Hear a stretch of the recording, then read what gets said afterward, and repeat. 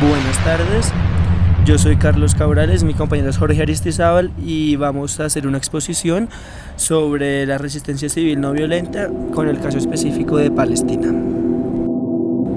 La presente exposición busca por medio de un breve contexto histórico que rescata los principales hechos que llevan a comprender las disputas, a través de una conceptualización o marco teórico que explique los principales términos, y por medio de un análisis concreto del conflicto en Palestina, comprender las lógicas que se vienen presentando en dicho territorio sobre resistencia civil no violenta.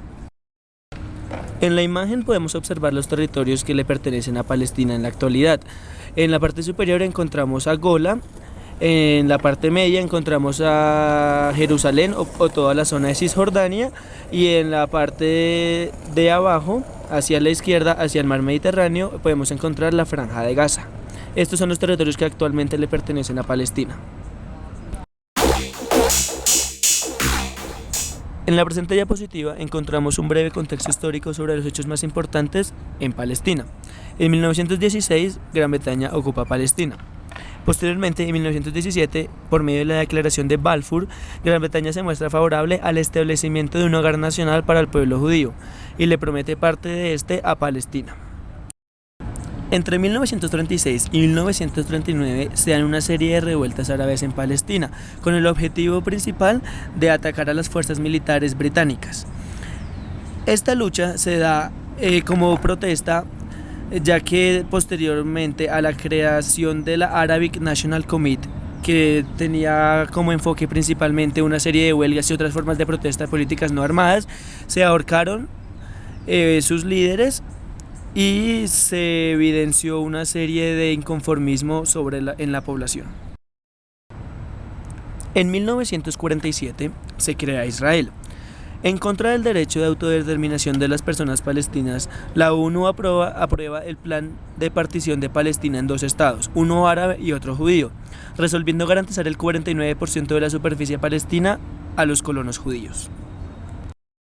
En 1948 se da la catástrofe palestina, lo que se conoce como Nakba.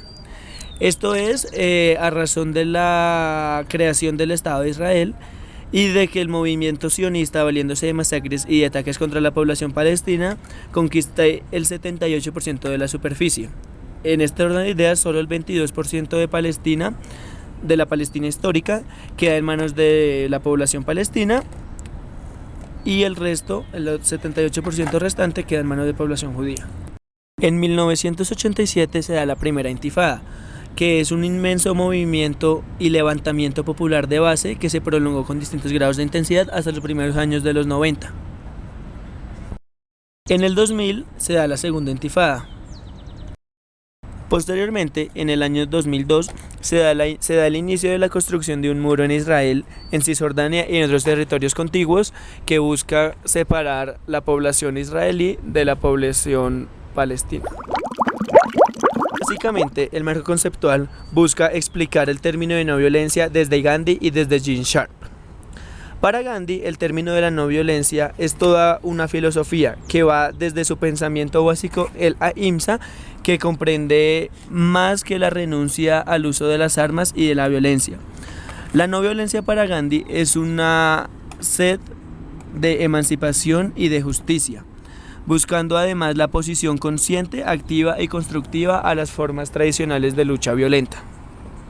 Para Gene Sharp, la no violencia, y desde una visión más pragmática, se reconoce que la acción violenta va más allá del simple hecho de resistir o de aguantar. La acción no violenta es un término que abarca gran cantidad de métodos específicos de protesta, que señala primordialmente la no cooperación, la desobediencia y el no apoyo, y una postura retadora frente a los regímenes totalitarios y autoritarios. Explicamos la teoría del consentimiento. Es una teoría desarrollada por Etienne Laboetie. Básicamente, esta teoría explica que todos los sistemas, bien sea jerárquicos, políticos o sociales, existen a causa de una sumisión, de una cooperación y de una obediencia que generalmente es voluntaria. En este orden de ideas, básicamente, para acabar con esta serie de jerarquías, es importante y es primordial debilitar un poder opresor. Es necesario reducir sus fuentes de poder, como la cooperación o la asistencia que obtienen de sus subordinados. En el contexto actual de Palestina, vemos como históricamente ha sido un poco conflictivo, pero vemos como ahora en la actualidad aparecen formas de no violencia. Todo esto buscando una lucha no armada para contrarrestar el flagelo de la guerra, que lo único que trae es muerte y más destrucción para la propia población. Para la lucha armada no violenta en el contexto palestino es necesario de tres factores: organizaciones no gubernamentales que apoyen la lucha no armada, desde lo local, desde la base social, para que dentro del país, de los pobladores dentro del país, y organizaciones internacionales que estén vigilando la violación de abusos de autoridad y violación de derechos humanos dentro de la nación. Estos movimientos de resistencia no violenta no deslegitiman las organizaciones armadas y en algunas ocasiones conviven con estas, pero estos crean una salida pacífica al conflicto y por eso toman acciones para la lucha a favor de esta. Dentro de las organizaciones no violentas existen varias de gran importancia para anotar en nuestro proyecto, como la Stop the Wall y las campañas contra el muro y los asentamientos, los cuales están enfocados en la lucha contra la construcción del muro ubicado dentro del territorio. Este está construido desde el 2002 bajo la idea de frenar la entrada de los grupos armados palestinos a Israel.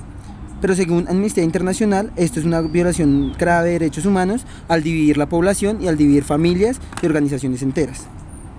Como otra organización podemos ver la Israel Committee Against House Demolition, la cual está conformada por israelitas y palestinos desde 1997, donde se destacan figuras como Herbert y un argentino israelí de Margit. Esta organización se enfoca en la lucha por la destrucción de viviendas palestinas en el territorio y, al no poder impedir la demolición de alguna de estas, realizan construcciones para la reubicación de los locales. Así forman una resistencia a los colonos a la colonización presente. Esta también realiza videos, películas y artículos, entre otros, para dar un mensaje de conciencia fuera y dentro de la región. Igualmente, no podemos dejar a un lado las formas de resistencia un poco menos organizadas, basadas en el individuo y en la familia, donde esto cobra sentido. En la población analizada encontramos resistencia de base, como la reducción del consumo e ingresos, en la cual se basa en tomar recursos de forma alternativa, ayudándose de sus ahorros u objetos de valor los que puedan vender para trasladar las zonas económicas a otros sectores. Así, y también intentando evitar cualquier tipo de traslación de dinero, boicoteando el sistema para que se pierda un poco de los sectores económicos a los que apoya Israel. En este contexto, las mujeres y los jóvenes tienen una tarea muy importante, ya que para la lucha armada dan una perspectiva amable y pacificadora.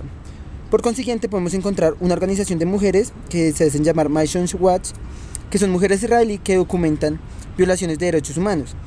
También, gracias a que tienen un buen manejo hebreo por ser nacionales de Israel, presionan e influyen en el ejército para prevenir abusos de autoridad. Aunque esta organización es de dimensiones muy pequeñas, igualmente es perfecta. En el contexto de las luchas no armadas, tenemos diferentes contextos donde esto ha sido logrado con éxito. Podemos ver la India, Sudáfrica y Estados Unidos. Un líder surafricano, Desmond Tutu, plantea la importancia de un contexto internacional dentro de la lucha no armada para hacer visible el conflicto y se preocupa para que no hayan leyes en contra de esta visibilidad. Por lo anterior, algunos líderes de la resistencia no violenta, como Hamalat, investigador y activista de la plataforma palestina Stop the Wall, mantiene relaciones internacionales a partir de foros mundiales y sociales, como el último que se dio en Brasil a finales del año 2012.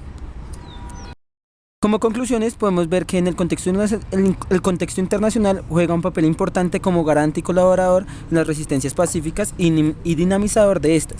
También y de igual forma actúa como factor determinante en la visibilización del conflicto en el entorno global.